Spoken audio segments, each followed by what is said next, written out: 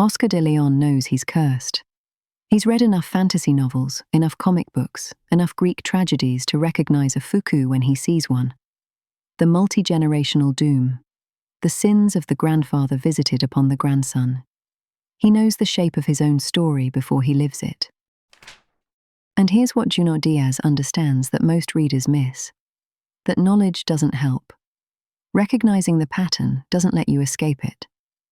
Oscar's encyclopedic command of genre, his ability to see his own life as a fantasy epic, a curse narrative, a hero's journey waiting to happen.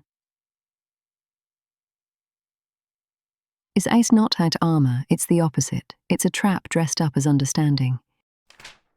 Consider the footnotes, those intricate, digressive annotations that explain Dominican history, the Trujillo dictatorship, the violence that shaped Oscar's family across 3 generations. Critics have called them postmodern playfulness, academic flex. But read them again. Listen to who's writing them. Junia, Oscar's roommate, sometime friend, occasional narrator, is constructing those footnotes. And what is Junia doing? He's doing exactly what Oscar does. He's processing trauma through story, through context, through the desperate accumulation of information, as if understanding the history of a curse could somehow lift it. The footnotes aren't decoration. They're grief work disguised as scholarship. Every time Junia drops into the history of Trujillo's regime, the disappeared, the tortured, the silenced, he's trying to make Oscar's death mean something, to fit it into a pattern large enough to bear the weight. This is what nerds do. This is what readers do. We believe that if we can name the thing, categorize the thing, trace its origins and map its structure, we've achieved some kind of mastery over it. Oscar believes this most of all.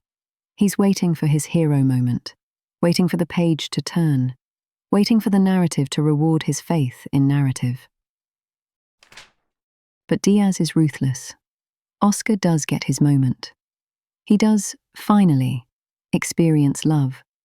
He does stand up to the forces that have crushed his family for generations, and it kills him, not metaphorically, literally. 2 bullets in a cane field. The hero's journey completed exactly as promised. Which is to say, the hero dies. What makes this devastating, rather than merely cruel, is that Oscar knows.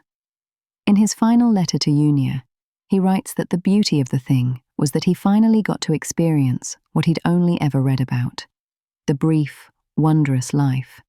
He doesn't regret it. He understood the cost going in. Genre literacy, Díaz suggests, isn't false consciousness. Oscar wasn't deluded about his own story. He saw it clearly.